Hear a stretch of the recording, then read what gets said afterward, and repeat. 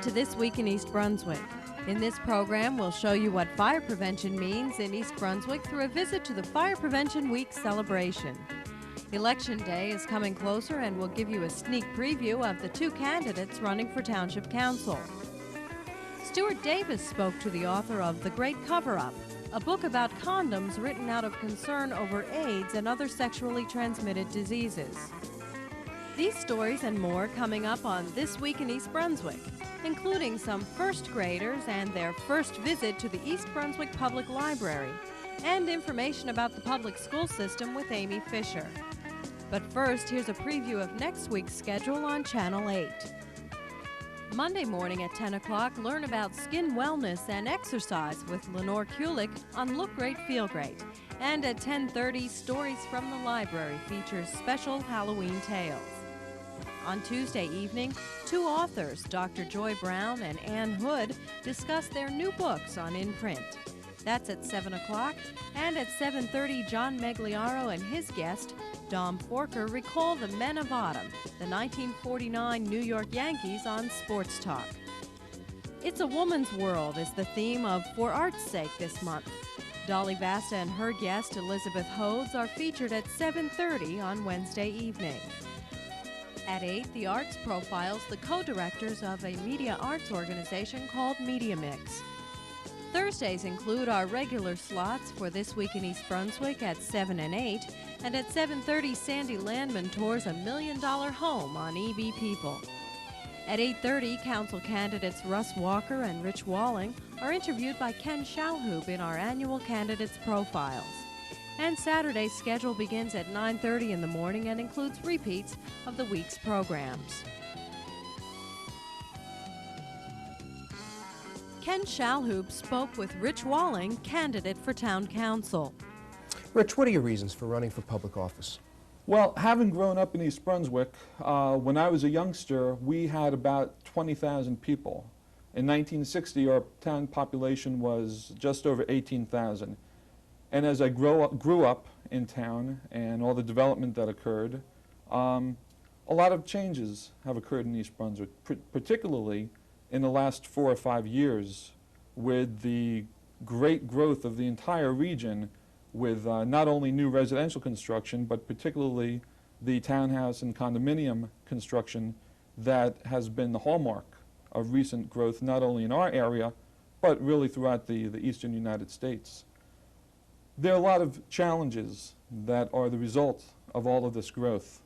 Traffic congestion, impacts to our infrastructure, water lines, sewer systems, our garbage crisis. And many of these challenges have really gone, I won't say unmet, but the challenges of them have not been fulfilled. The perfect example of that is back in the late 60s, we recycled at my home.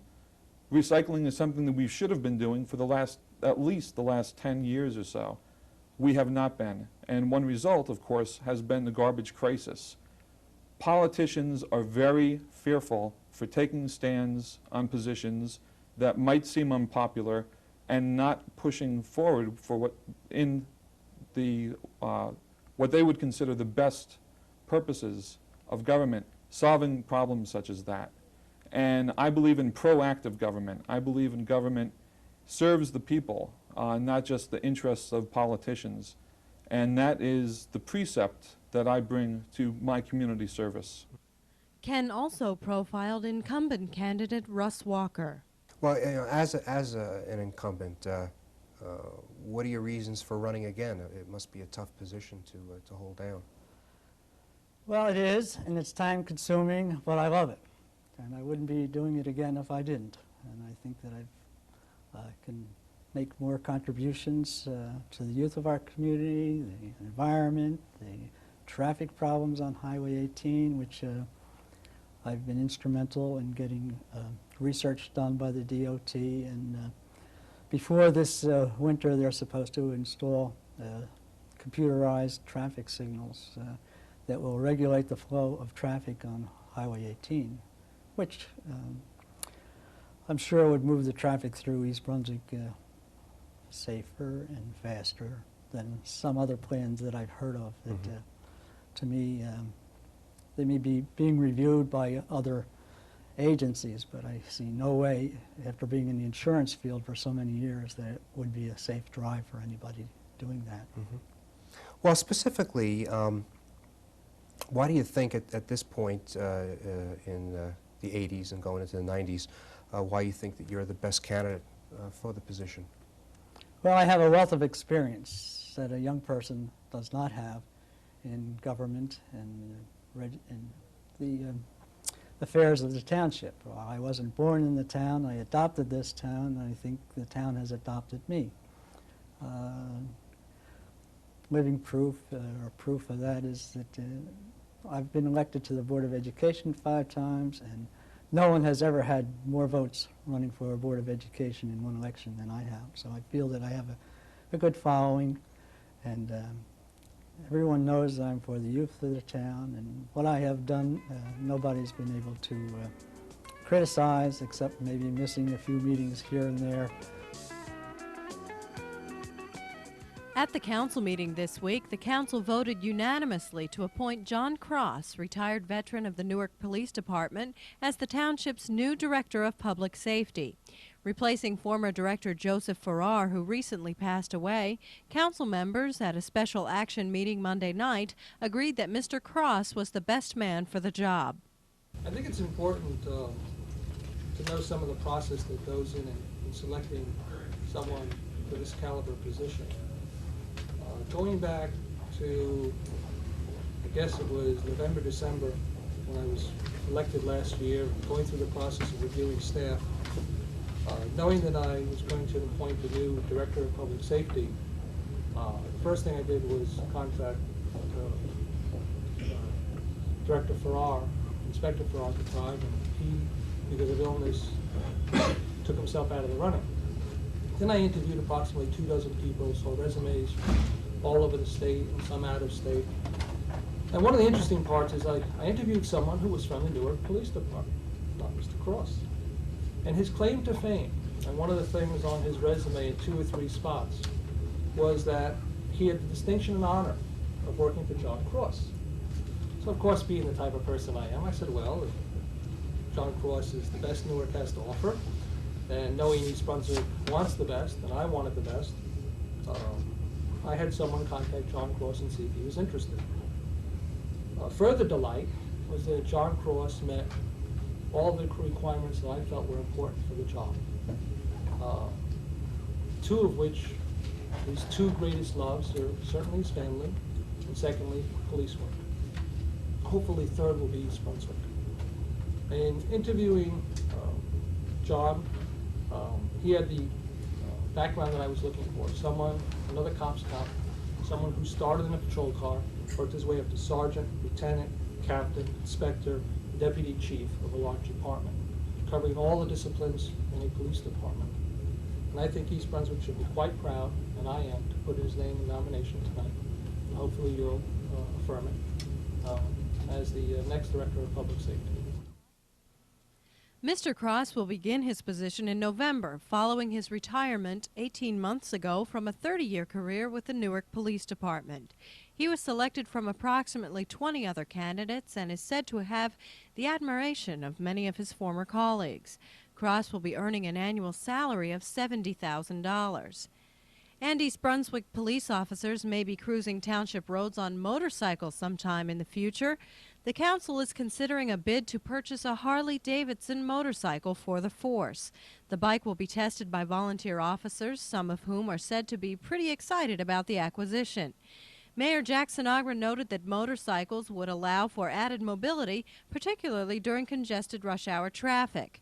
Sinagra wants to further explore the matter with new Public Safety Director John Cross, whose former department in Newark frequently uses motorcycles for patrols.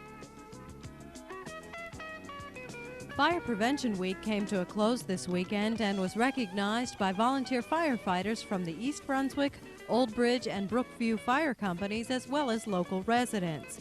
Fire Prevention Week was first proclaimed by President Warren Harding in 1922 to commemorate the Great Chicago Fire. The boards of fire commissioners of Districts 1, 2, and 3 and the Township of East Brunswick have recognized this in the past and present as an opportunity to educate the public in the area of fire prevention, the result of which was the organization of activities, programs, and demonstrations conducted at the Senior Citizen Center this past Saturday. Children and adults alike were invited to explore fire engines and equipment that the three townships had placed on display and were prompted to ask questions.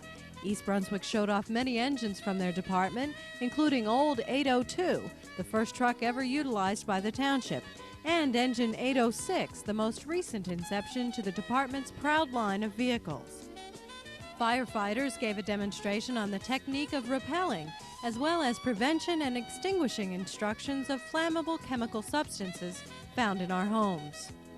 Township Council President Joseph Hudak was on hand to extend the gratitude of the mayor, members of the council, and the citizens of East Brunswick in recognition of the valiant efforts of the volunteers. The theme for Fire Prevention Week this year is Big Fires Start Small, the aim of which is to keep matches and lighters out of the hands of children. Over 300 people die in residential fires each year as a result of child fire play. And as a part of Fire Prevention Week, a poster contest was held for children throughout the East Brunswick School District. Winning posters were on display at the library on Saturday. Through the efforts of the East Brunswick Fire Department, prevention is a measure that is stressed for the protection of the community. Susan Caspin, Program Director of the School-Age Child Care Program, talks about the S.A.C.C dance. Today we're very fortunate to have a dance instructor for the program, which is through the efforts of Friends of S.A.C.C. this was made possible. Her name is Linda Bronfman. She was the dance specialist for one of the local camps this summer, and she's a substitute teacher with East Brunswick Public Schools. And she uses the now sound of today, the rock music, and she really gets kids involved, and we hopefully will have a wonderful time with her. And I want to thank Friends of S.A.C.C for making this possible, and hopefully we'll have other programs like this in the future.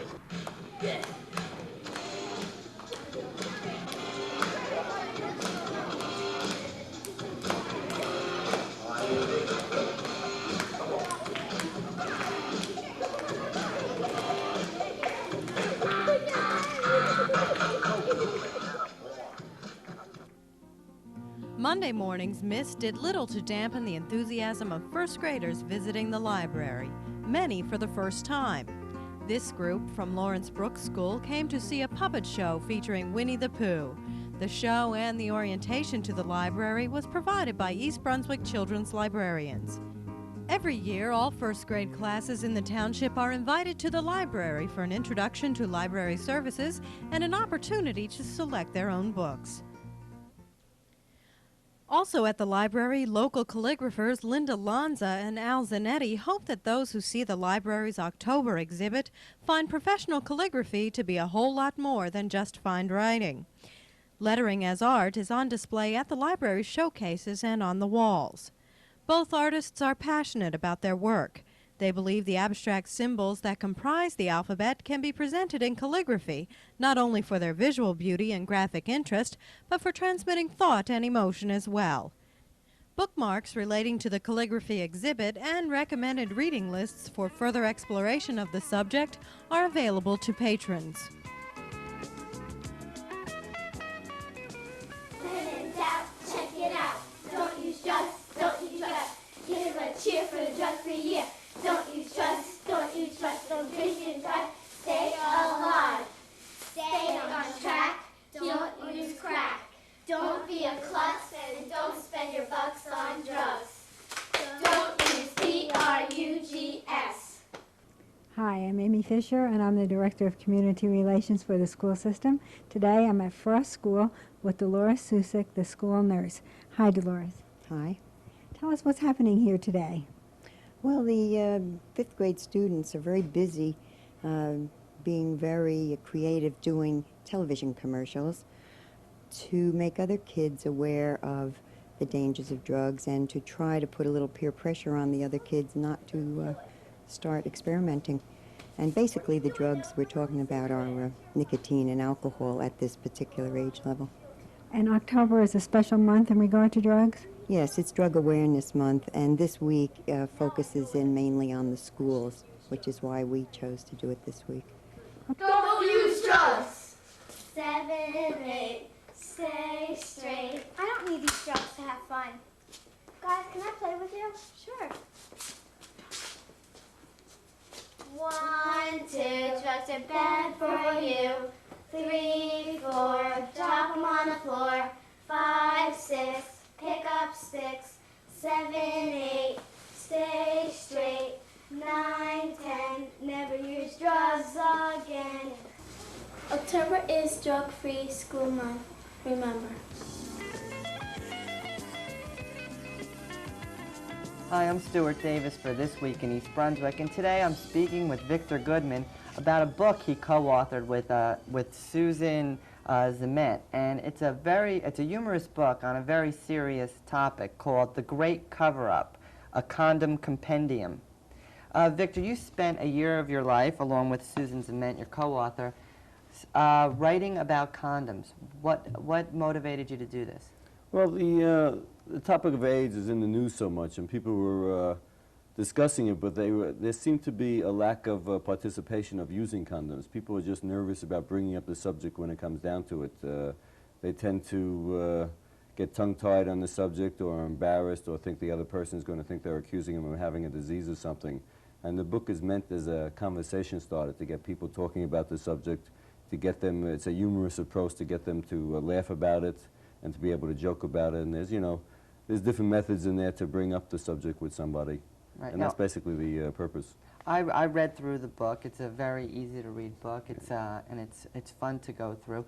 But it is, when I read it, I thought it would be more in tune toward youth, and I felt some of the matter was a little bit adult. Who is this written for? Well, the funny thing is, we aimed it at young adults, college students and early 20s. And after we had it done up, we found out that high school students were more interested in it, almost.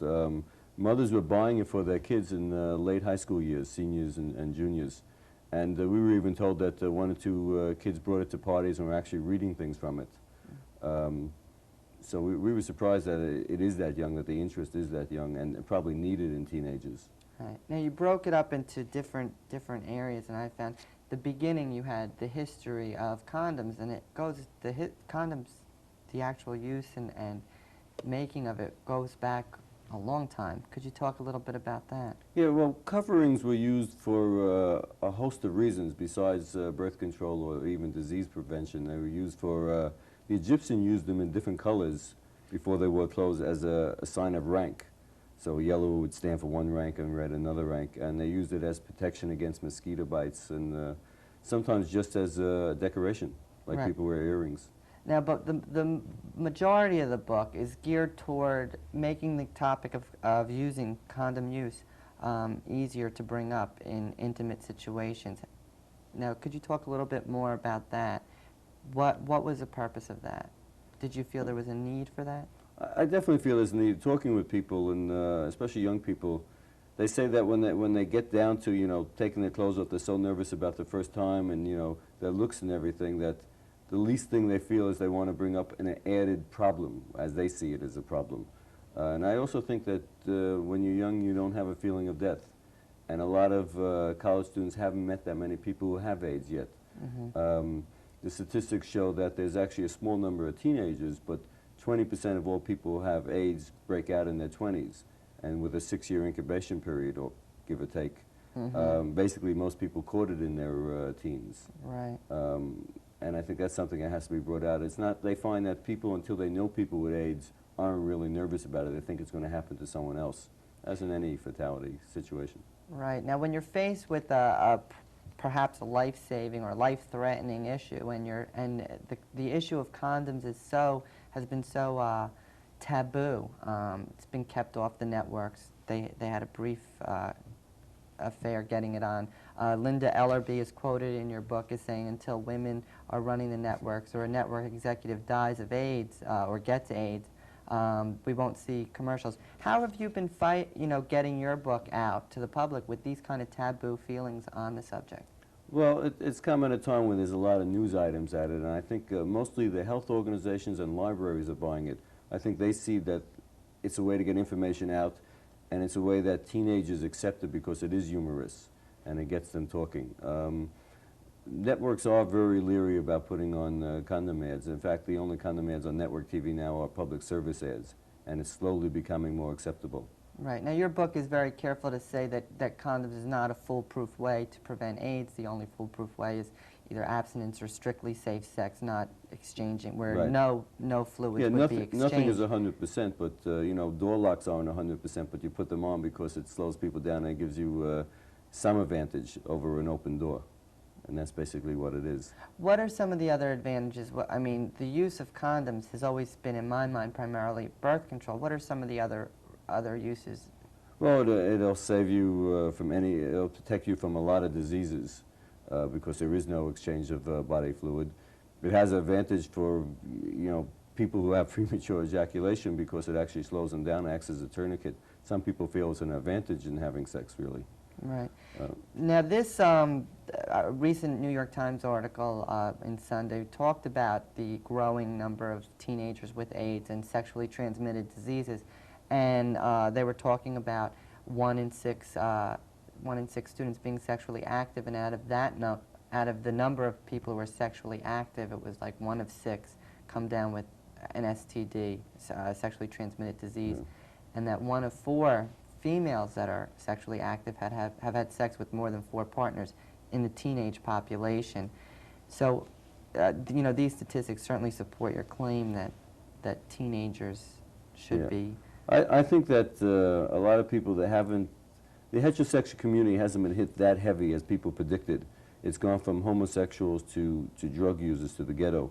And I think that it's going to take a few years till it shows up because there is such a lag. It could be 5 to 6 or 8 years before it actually shows up in a person. And I think that a lot of people are saying, well, it's not here and we don't have to worry. But I think by the mid-1990s, there's going to be a large number. I mean, well, that's what the projections are, right? Yeah, they're predicting 360,000 people to come down with the disease by 1992, which is only 3 years or 2 years away at this point. All right. Well, there's no cure, no real way to prevent, you know, to stop AIDS other than once you get it, there's nothing. Right. Once you get it, there's nothing you can do. So, you know, people like you, thank you for coming to the studio to talk about your book. The Great Cover-Up, a Condom Compendium. If you're interested in getting a copy of this, it's a very reasonable book, and it's nice to have. You might want to send your kids off to college with it. The number is 914-255-2117, and you can call and find out how you can get yourself a copy. Thank you for being here with me. A very serious topic, condoms to protect you from disease. I'm Stuart Davis for This Week in East Brunswick.